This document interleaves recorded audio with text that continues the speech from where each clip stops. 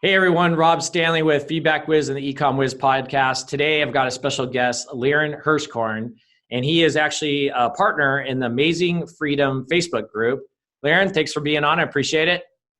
Thanks for having me on. Yeah, sounds good. So today we're going to talk a bit about, we get a lot of people, Amazon sellers or people that want to sell on Amazon, listening to our podcast, watching our videos, and of course you do too. So today I'd like to talk about how we could maybe help those people out with, let's say they figured out a product, they've already gone through and they found a product and they're trying to basically launch a product. So let's see if we can help them out today, Liran, on launching a product, maybe some strategies that you suggest or help with that could help them get going. So what would be the first thing, because we're going to dive right into this, what would be the first thing, let's say they've already found that product, it's on its way over, they made the listing, and obviously when they're making listing, they got to optimize it. But, you know, what is some first things that they're going to need to start like thinking about when they go to launch this product? So definitely one of the things you need to know when you're launching the product, and this is probably something that you would have done in your initial research and to really evaluate when picking the product, is to understand the keywords that are driving sales or that would drive sales for this product.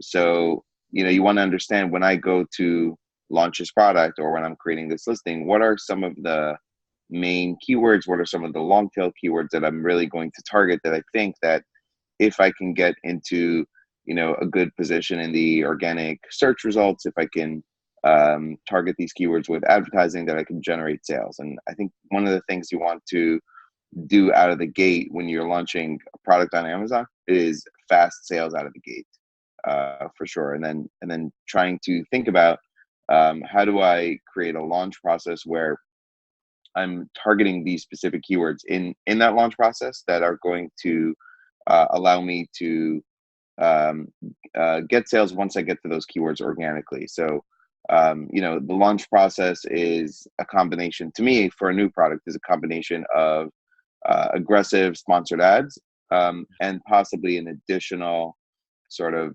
campaign behind that to target specific keywords through one of the variety of methods that people launch products, whether that's using a ManyChat sequence or using a ranking launch group service type thing. You want to think about what keywords are going to be the ones that are going to drive sales for me, that I can get to the first page on, and that I can stay there. So, you know, if I was about to launch a fish oil and I wanted to rank for fish oil, I could do a launch campaign and maybe get to the first page, but I'm probably going to quickly fall off because I imagine there are products with thousands and thousands of reviews on page one. And if my product is a, you know, similar type of product without reviews, that even if I get to page one, I'm not going to stay there. So you want to think about what keywords do I need to focus on today? What keywords are maybe later on in the future once I have more reviews, and kind of put together your launch plan based on that. Yeah, no, that's great information. And I'm probably, people listening are probably thinking the same thing I am, right?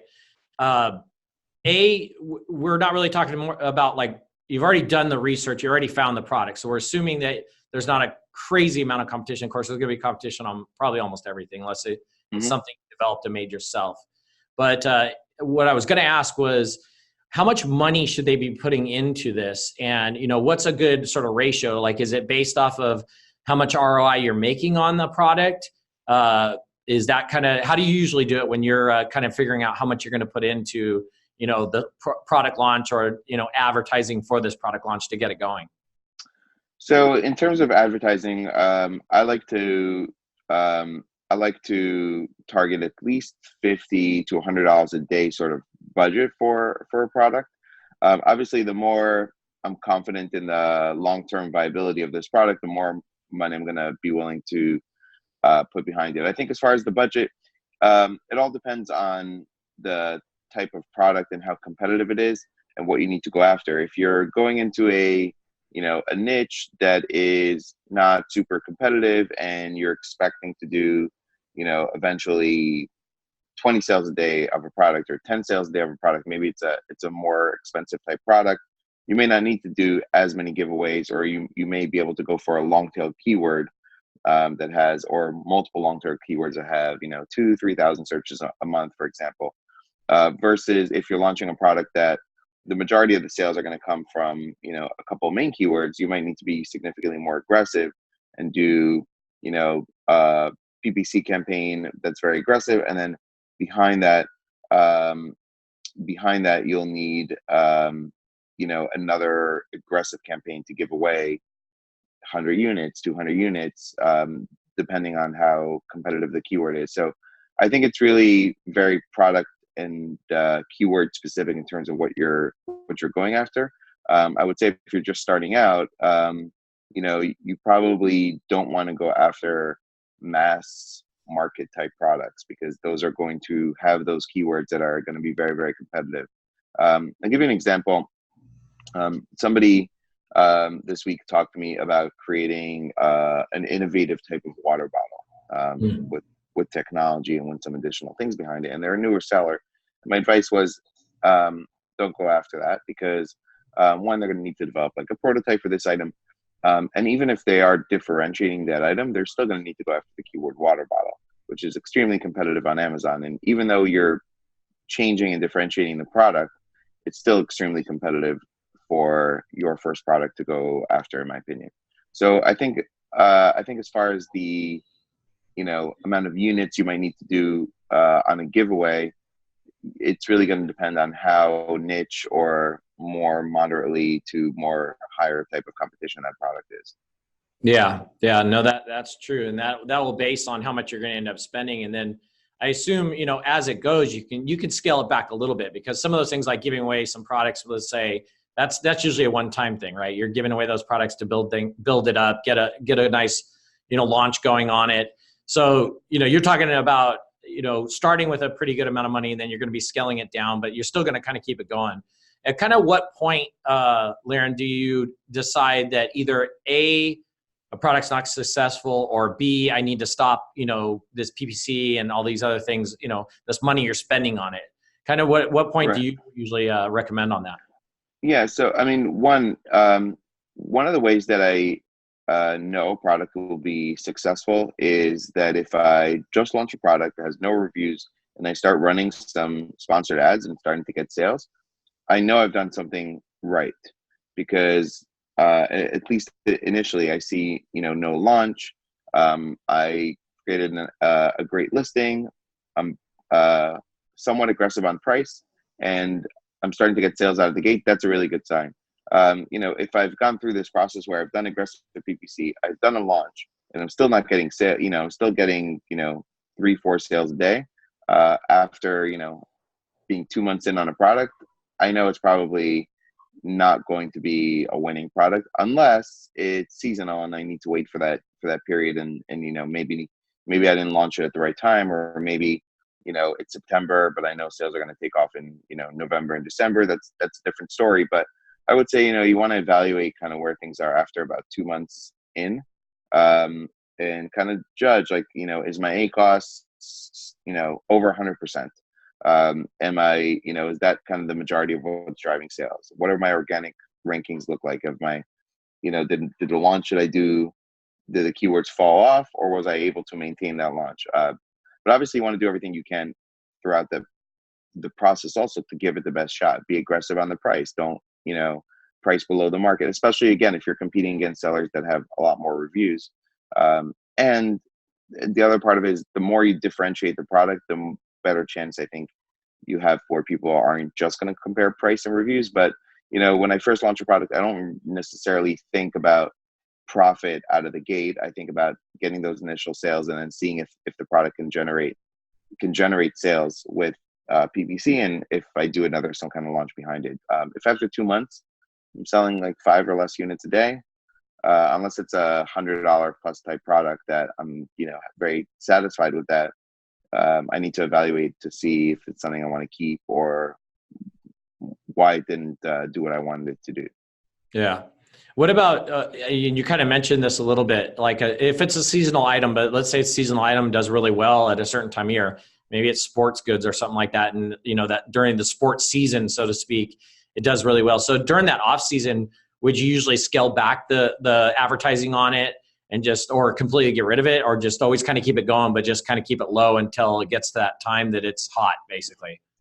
Yeah, I would just scale down the budget in terms of advertising the product. More would look at it from, you know, I have a certain like target A cost that um,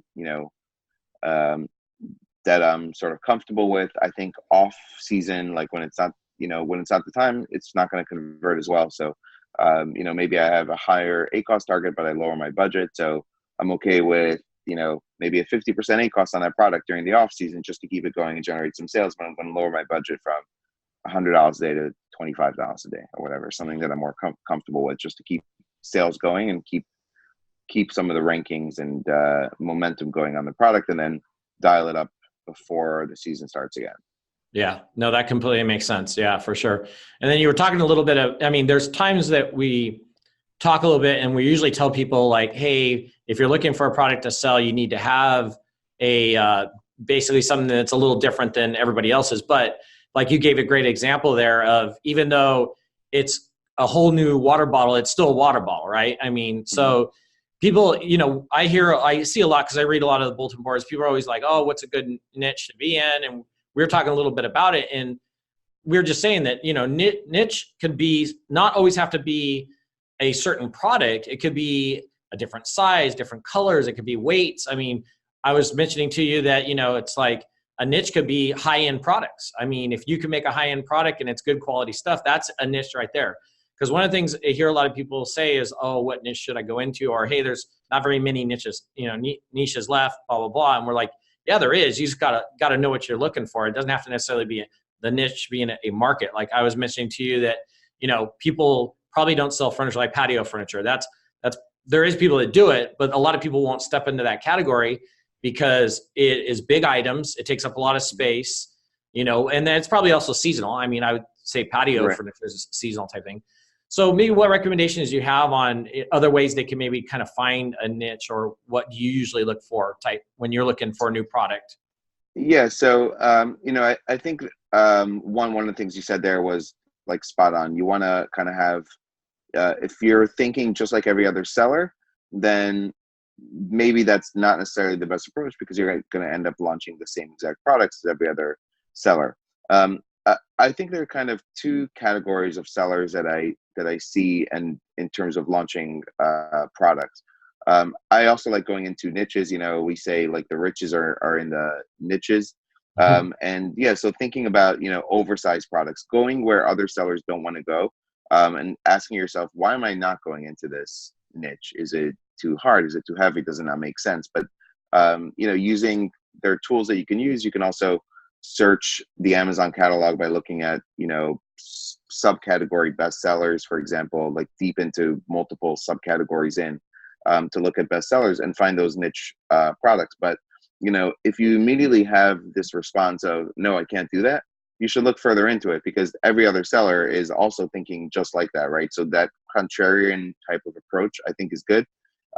So like you said, heavy type products, more expensive type products, they definitely make sense to look at, as long as you can make the numbers and the margins work. Sometimes something like, this background that you have there, there's a big couch there, right? That may not be viable as an FBA product. You're not looking maybe to merchant fulfill out of the gate. So maybe a product you avoid, but something like outdoor swing chair or things like that have some of these things have been popular, but that a lot of people wouldn't go after because they say it's too difficult, are some of the stuff that you should be looking at. On the other side of that, I think there are a lot of products that you can go into that are not as niche, but that require significantly more capital. So if you have an investor behind you, or if you're a more experienced seller and hey, this product, I have a $25,000, $50,000 kind of launch budget, and I'm going to bully my way to drive sales, drive reviews, drive ranking, then you don't have to go sub niche as much. But I think if you're starting on a lower budget, then you really need to focus on a niche and focus on a product that you'll be happy when it does 10 to 20 sales a day, not 100 sales a day. Yeah. So yeah, you covered some great items there. And another thing, I mean, just to piggyback on that a little bit, you mentioned tools, right? Mhm. Let's go over maybe some tools, but also I want to ask you, because I see this asked a lot on Facebook groups and things like that, is everybody always says, oh, what kind of money does it take to get started, right? If they want to get started with Mhm. a product. And you kind of did cover that, some products are going to be more expensive than others, but just on average, just so we can give them some sort of an answer, what do you Mhm. normally see as a dollar amount to get started in the Amazon world selling? And then why don't you piggyback on top of that with what tools you're using on the launching and stuff? Yes. So I've seen people launch products at a variety of sort of budgets and have success. What I'll generally say is that one, I see sellers making the mistake of putting all their money or most of their money into the inventory and not to the things that they need behind that inventory, like their sponsored ads budget, like a launch budget, um, like not being, you know, starting to have to cut corners on your photography or creating great listing or things like that because you've put most of the money in your inventory. So you want to make sure that you hold back money, that you don't, that if you have a $5,000 budget, you're not putting $4,000, 4,500 into inventory because you're going to need that money. What at this point, for me, I like to say if you have $10,000, I think it's great to launch a product. You can put, 5 to 6 or so, like in some inventory, and then you can have more money to run sponsored ads. You can have more money to run a launch, and I think you have a better chance of success. At the same time, I've seen people do it successfully with $3,000, $4,000 when you get the right product. So I don't want to say that to discourage people from launching a product if they don't have $10,000. But to me, that's a nice budget to. It's a healthy budget to launch your first product, to um, have the marketing behind it, or to launch a successful product. Now, at the same time, I don't see anything wrong, or actually, I think it's a good thing if for your very first product you forget about making any money. You take $2,000 or $3,000 and you learn how to do everything yourself, and you take that purely as this is my learning experience. If this product does well, fine.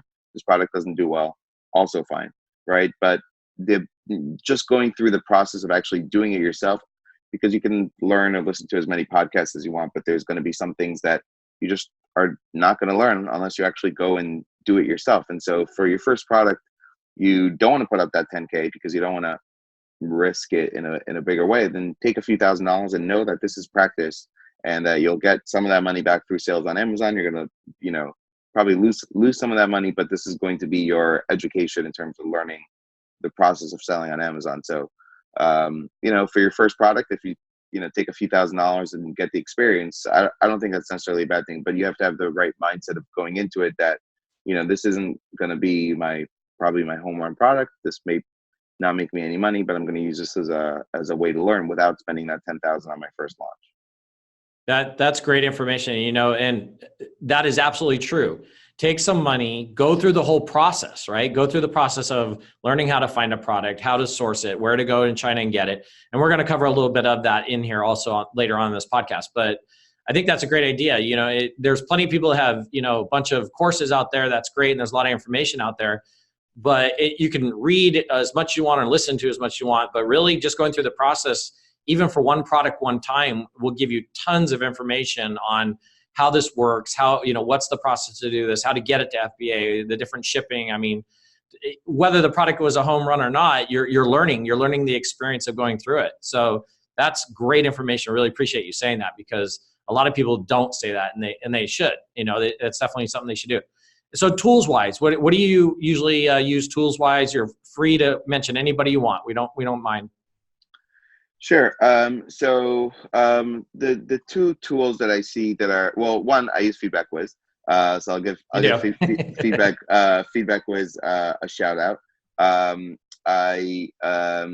I like the interface very much. I use it for my follow-up emails, obviously, to try to drive one, reviews, but also good customer service and sort of um, um, prevent. I think it's a good way to prevent Absolutely. negative reviews by being in front of the customer and having the ability for them to email you before they return a product or if they have an issue or question. So that's definitely a tool that I use. Both Helium and ViralLaunch, to me, are some of the top players in the market. I use both tools. I happen to like the interface a lot that ViralLaunch has. So I think it's one of those kind of preference things in terms of testing both those tools and see what you like. The product discovery tool from ViralLaunch I really like in terms of helping you discover and find products to launch. There's a lot of filters in there that if you play around with the filters, you will find things that others don't. One of my favorite things that ViralLaunch does in that tool is that they give you something that says warning popular result. And that means if you're doing product research and you're getting a result that a lot of other people have seen come up in their search results, ViralLaunch gives you like an alert, which means to say, hey, maybe a lot of other people are seeing this. Maybe this is something that is going to get saturated kind of pretty quickly. So that's a really good thing. So sort of on a broader basis, the things that I like to track are obviously keyword rankings. I like to do sort of reverse ASIN. Both ViralLaunch and Helium have a reverse ASIN or competitor intelligence with ViralLaunch tool where you can put in somebody else's ASIN obviously and see what keywords are ranking for. For me, that's very helpful in the launch process or looking at some of the top products. I'll give you looking at some of the top products. I was looking at somebody was showing me this, like they have these like beauty face masks, right, that people put on to remove dirt or imperfections or things like that on your face. And this was I was looking at a competitor this was like a gold face mask, and was looking at it and trying to see which keywords to target for. But then when you took a look at one of the biggest, and the keywords in my mind were like gold face mask, gold sheet mask, things like that. Yeah. When you look at the top competitor, face mask was actually the one that they were ranking for, which is sort of a lot broader, has a lot more searches, also a lot more competitive. And that's really what was driving their sales, not necessarily gold face mask. So trying to understand search volume, what keywords are actually driving sales, and how like reverse engineering other people's ASIN to try to understand where their sales are coming from is where I think the tools are really helpful. I use market intelligence a lot also from ViralLaunch for a Chrome extension that allows me to very quickly analyze sales on page one of any or whatever, or any page on Amazon to kind of get a feel for what is the revenue like in this market. Is the revenue going up? Is it down? Is it seasonal? So I use the tools a lot of tools for these purposes. And then we have some proprietary tools also we use for PPC management. Nice. So let's, I'm going to ask you, like, when you were kind of getting into the Amazon world, who did you look up to? What Amazon influencers were out there that you kind of were like, wow, they're really giving good information? Because I mean, one of the goals of the podcast is we're trying to provide information to people, and obviously a lot of people look up to you. I look up to you. That you give out some great information on your podcast and online through the Facebook groups and everything like that. But kind of who was around, or who did you look up to and maybe still do? Yes.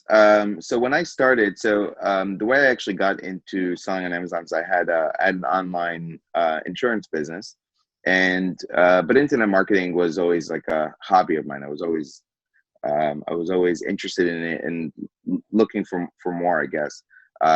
And I initially started by seeing this course on e-commerce drop shipping. I started a Shopify store.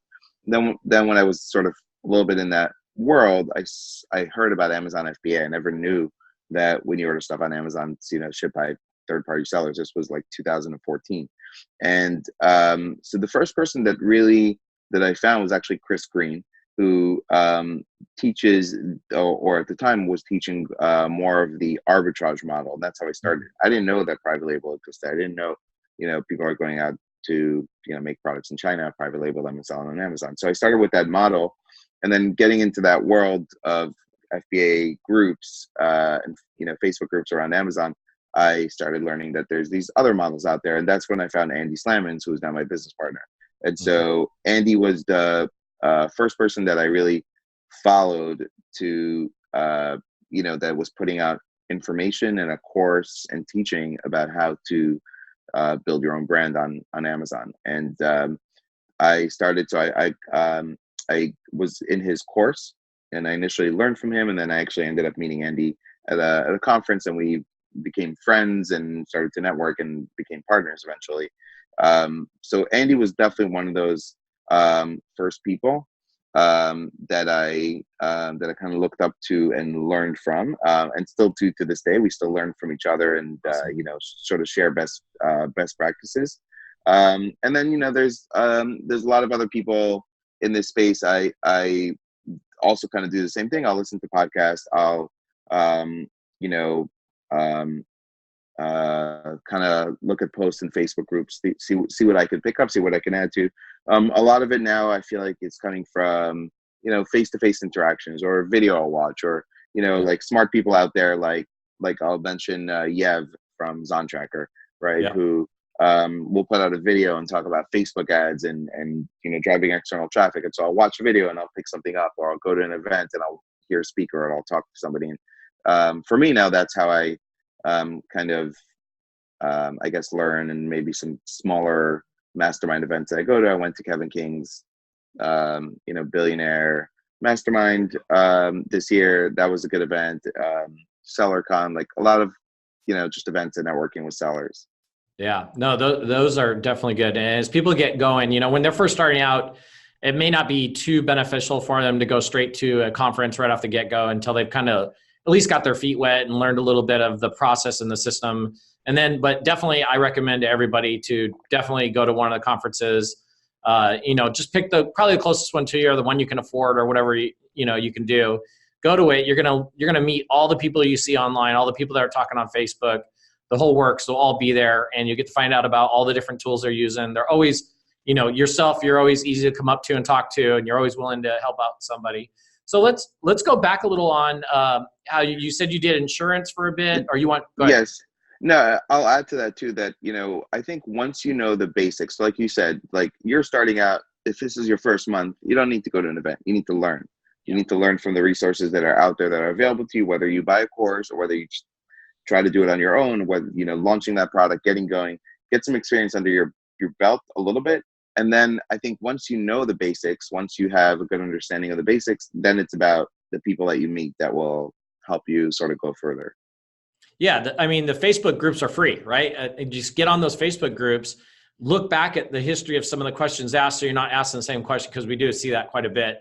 And you can tell the people who have done a little bit of homework versus the ones that haven't, because sometimes they'll ask a question with a little different twist, or, you know, a little more detail in it. You can tell they went back and looked at some of the old posts that people had put up, read the answers, and then, you know, created their own. So that's one way right there. Just that's free information right there. You know, videos on YouTube, there's plenty of free videos out there. But yeah, there's some great resources out there, and obviously you're a great resource too. But let's go back, like when you were kind of getting started. What was your was it insurance your first business you kind of got into? How'd that go, and how'd that kind of evolve to get you to where you are now? Yes. So my background was always in financial services. When I was a financial advisor. At one point I was a rep for Mass Mutual. But somewhere in that, in 2008, I got involved in a network marketing company, and they didn't really have much of an online presence. And I found a guy on Upwork, built the website, and started to learn about internet marketing. That was 2008, about how to drive traffic. And I became the #1 enroller in that company just from doing online marketing that other people didn't do. Other people, you know, talked to their friends and family. I did online marketing and drove people to, and that's how I really sort of learned online marketing. The company ended up going bust, but, you know, I feel like every experience is kind of a stepping stone to the next thing. And so that was my foray into online marketing. So, you know, in 2010, I was an agent for Mass Mutual, and I would go to them and I said, you know, hey, I want to do a blog. I want to drive traffic. You know, I want people to come to me, because in the life insurance world, it's like you go out, you network, you meet people, and you need to sell them life insurance. That's how it's, you know, always traditionally been done. I kind of wanted to reverse it. I wanted people to come to me, to find me, instead of me having to chase people. And I went to Mass Mutual, and they're like, well, if you write a blog post, you know, need to go to compliance. It takes like two to 4 weeks for them to approve it. And I was like, screw this. I went online. I found independent life insurance forum of agents who were working and doing things online. And I started a website. I was thankful to get mentored by somebody also in that world. And I built up a very successful insurance business. And that business was all driven by content, writing articles to drive traffic to a website to get leads for insurance, and then to work with people over the phone. And that's really how I learned a lot about internet marketing and just the art of psychology and marketing and human behavior and all that goes behind like marketing to get inbound marketing as opposed to chasing people in networking and Rotary meetings, to sell them life insurance. It's not what I wanted to do. And so that's how I got into this like online marketing thing. And one day I saw a Facebook ad for this e-commerce dropshipping course. It was actually called, I think, Dropship Lifestyle. It's actually not a bad training. And that got me into sort of the e-commerce space. Nice. And I think you mentioned that you did eBay for a while, right? And then you did some retail arbitrage. Yes. So it's kind of a whole flow there, right? Yes. I mean, I could definitely look back over the years, probably since, I don't know, 2008, maybe even before. But being in the Warrior Forum and buying courses on affiliate marketing and flipping domains and e-commerce and just like all these things that people were making money with online, that I'm sure a lot of the people listening can kind of go back and think about all the things that you've tried. A lot of those things, most of those things were failures for me until I started my insurance websites and took something that I already knew combined with internet marketing, and then getting into Amazon. But discovering Amazon and retail arbitrage was something that like worked out of the gate. Like, went to stores, scanned products, saw the price on Amazon, saw the arbitrage opportunity, sent it in and made money. And that gave me like this initial sort of motivation, like, wow, there's something here. And the reason that I really had this goal of making the jump from insurance into this world was in the insurance business, I could only make as much money as the amount of people I could talk to per day over the phone and sell them life insurance, unless I wanted to build out an agency with employees. But I liked working out of my home. I didn't really want to do that. And so I saw the ceiling on the potential income you could make from talking to X amount of people per day versus selling while you're sleeping. Yeah. And you're basically learning as you go, right? I mean, you're learning if you make a mistake, you learn, okay, that's not what to do. But it didn't necessarily have to be you jump straight into the Amazon world. There's things that lead up to those points. And, like we were just saying a second ago, you did some eBay, you did the insurance, you did some eBay, you learned online marketing, you learned about, doing ads and Facebook and stuff. So I'm going to kind of flip this a little bit. Let's talk a little bit about sourcing out of China. So I know you and Steve Simonson's have a trip coming up. And let's talk about that so people understand kind of what's involved in this. And also let's cover where should they be sort of in their selling journey to maybe go on this trip? Like if they haven't sold on Amazon, they probably don't want to jump on this trip and go. That's probably not the right person. So why don't you maybe discuss a little bit of who's the right person to go on this, what it's going to involve, and how do they find out more about this and get more information about possibly going with you guys? Yes. And, to me, one of the key points that you should ask yourself, or that you should, whether as part of this decision-making process of should I go to China, one of these things is budget. Because if you have $5,000 or $10,000, then to start with, you probably should not be going to China, because you're going to spend a big chunk of that money on your travel instead of on inventory and learning.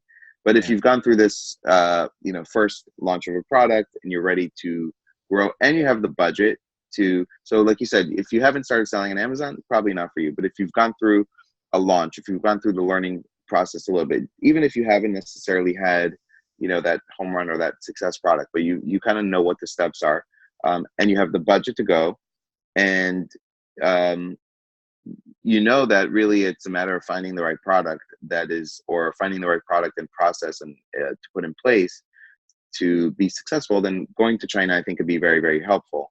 To me, the big differentiator is not if you're selling 6 months, a year, or 2 years. It's one, if you have the budget, and two, yes, if you understand the basics of already selling on Amazon. Because I don't want to make or give anyone any guarantees about going to China, but it could be that the one product that you happen to pass by that you see at the Canton Fair is going to be your next successful, whether it's a home run product or moderately successful product, is going to be that one product that does help you become more successful and continue the journey of selling on Amazon, as opposed to discovering products a different way. Because one of the to me, one of the big benefits of going to China is the ability to walk the floor of the Canton Fair or EWU or where whatever shows you're going to, and keep your eyes open to product opportunities that are these niche type of products that aren't potentially mass markets that you're gonna have massive competition for. So yeah, if you've been selling 6 months, you've launched a product, you have seen. To me, it doesn't matter if you haven't seen success with it or if you've seen some moderate success, but you want to continue on this Amazon journey, you want to learn. The China trip is a combination of both product discovery. It's a combination of compressing speed. If you're sourcing through Alibaba, then you got to talk to a few suppliers. You got to wait to get those samples. You got to get the samples and say, no, I want it to be a little bit like this. They make a new sample, they send it back to you, or they make some modifications and send you images, and it's a process that's going to take amount of time. By going to China, you compress that time. You can talk to 5 suppliers who offer the similar products. You can go feel, touch your product. You can have a face-to-face conversation with them. You can talk about price. You can try to, because you're in face-to-face, get a little bit better terms than you might out of the gate by doing an Alibaba, even if it means paying 30% upfront and 70% when the goods arrive at port instead of 70% before the goods ship. You can do some of these things in person and speed up the time and process. But the other things that you get, the intangibles that people don't think about, are one, the discovery of walking by, keeping your eyes open, saying, wow, that's not something I thought about. That's not something I researched before, but I think that has some great potential. And two, the networking aspect, learning from the other people that are on the trip with you. It doesn't mean learning from me or Steve only per se. We have 7-figure sellers that are on this trip that are coming because they want to find that next product, but they're also just really good people that are going to be there on the trip and talk to you. And if you're newer, they're gonna help you. To me, there's so many products, millions of products, that in this space, I think is part of the reason why sellers do help each other, because generally you're not really your competitor. So I think the benefits of coming are compressing time or speed, finding new product opportunities you would not have otherwise thought of or even looked at.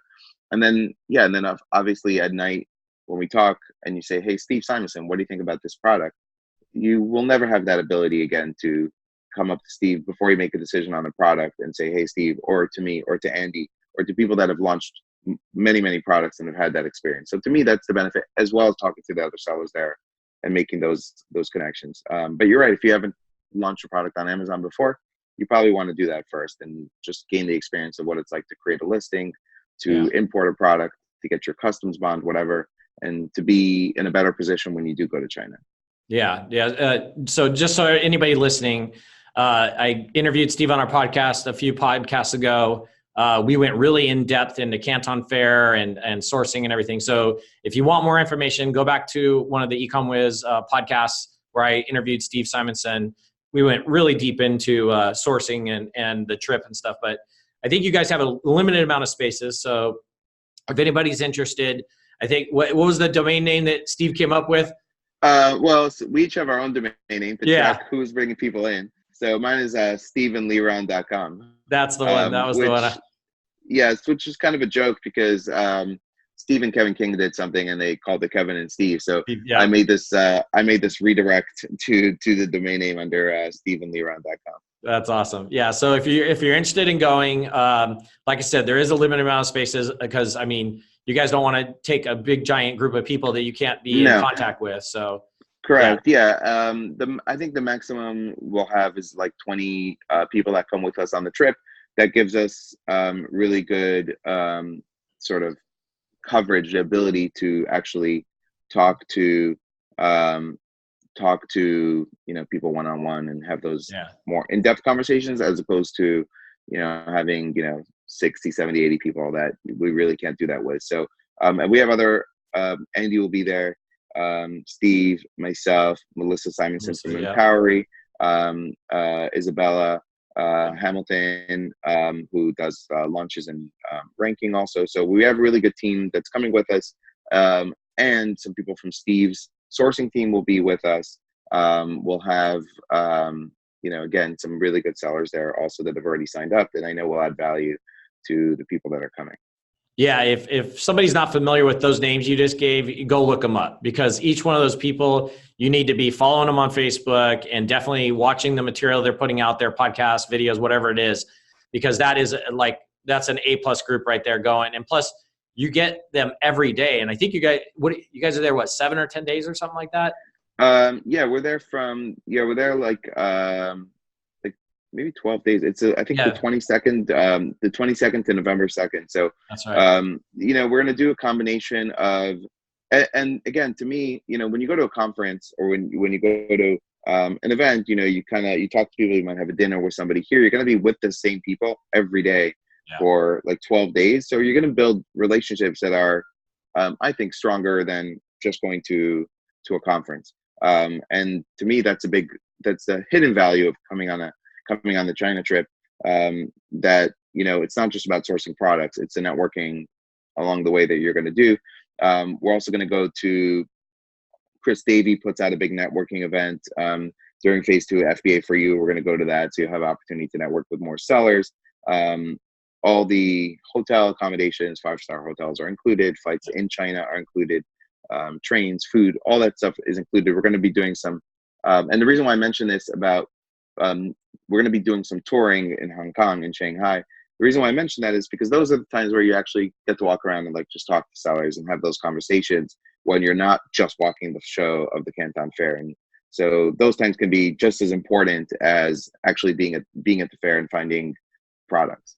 Yeah, absolutely. And one thing I did before we went, I've been to Canton Fair for many, many years and hundreds of factories I visited. But one of the things I found useful, and correct me if I'm wrong, but one of the things we did is, first of all, people need to understand a little bit about, there's 3 phases of the Canton Fair, and each phase has different booths with different sort of categories. So know which category or which phase you're going to.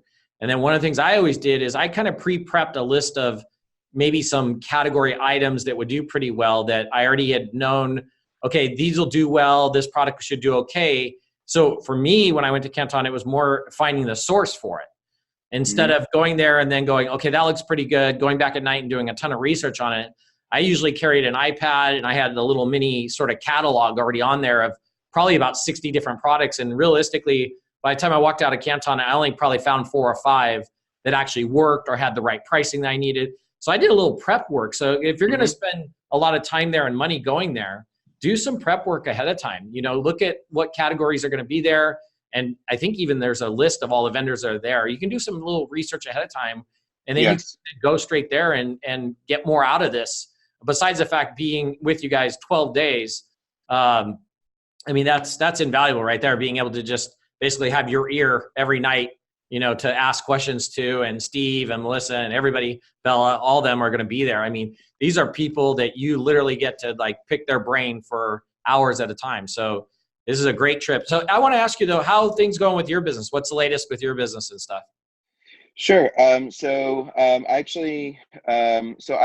involved in, I have 2 brands that I started myself. And I'll tell you a story about the Canton Fair. I'm actually in the process of possibly selling one of those brands. So that's kind of exciting. I have somebody looking over financials right now. So I may be selling one of those brands. I started a new brand with 3 other people. Recently, we actually just put in our first order. This is a brand that, and the reason why I can speak confidently about going to the Canton Fair and keeping your eyes open is because when I went in April, this is the same thing, exact same thing that happened to me. Day 1 of the fair, I walked around in the toy section. There was a demonstration of this product, and I was like, wow, that's amazing. I've never seen anything like that. And there were all these people around the booth.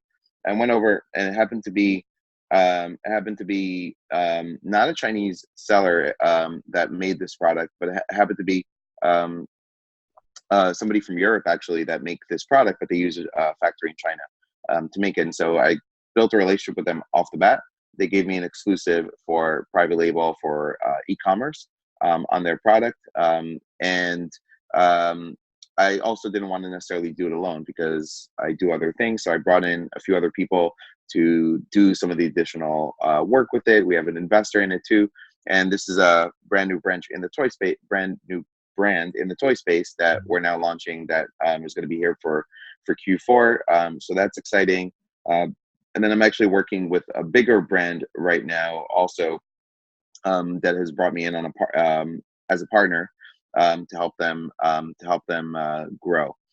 So I'm kind of trying to get more involved in stuff that I can be in as a partner on instead of doing everything at this point, because I think at this point my skill set is kind of better suited for coming into something that's that has either some other people involved or that there's already a product there, and I can add in the marketing sort of tactics that maybe somebody who has has a product or has a brand that's been doing okay but wants to take it to the next level to do. So that's kind of what I'm doing right now in terms of like the product side of things, and then obviously focused on also helping sellers in a variety of ways. Yeah, that's awesome. Well, I'm glad things are going good, and good luck on that sale. So we're going to actually, I want to wrap it up, but I want to make sure that people know, how to get a hold of you, you got a podcast also, you're free to plug that. Let everybody know kind of how do they get a hold of you and get information from you and find out more. Sure. So our podcast is called the Amazon Seller Podcast. We also have, which you can find on iTunes or Stitcher. We also have a Facebook group called Amazing Freedom Amazon Sellers, and you can find our website, amazingfreedom.com. And you can email me. My email is Liran at Amazing Freedom. I'm also very active on Facebook and groups and on my wall, etc. So you can find me there.